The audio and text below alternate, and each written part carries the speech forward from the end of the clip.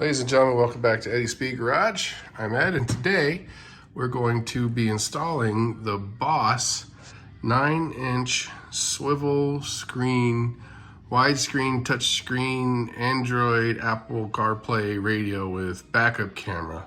We're not going all the way to the backup camera today. Today's pretty much just let's put it in, let's talk about it a little bit and see how it does. I've already wired up my adapter to the wiring harness. I soldered it because I'm a big boy now. This is the head unit here, and just for reference sake, that's it sitting next to a can of beer. This is the unit basically that it plugs into, and this back here is the adapter that goes into my car. You get some miscellaneous brackets, screws, straps, and then you get a backup camera that slides over your license plate, and that also comes with it's hopefully plenty of cable to hook up the backup camera and a microphone. So let's get started.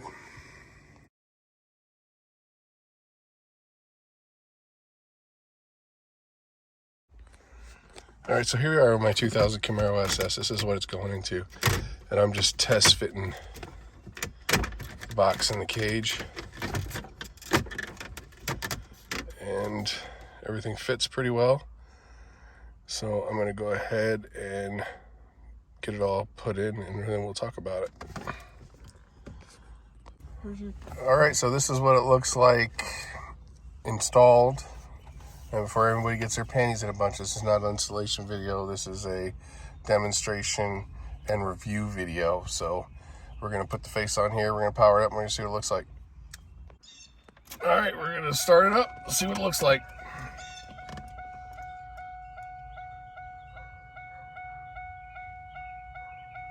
And you can see I still have access to my controls down here, but I don't see my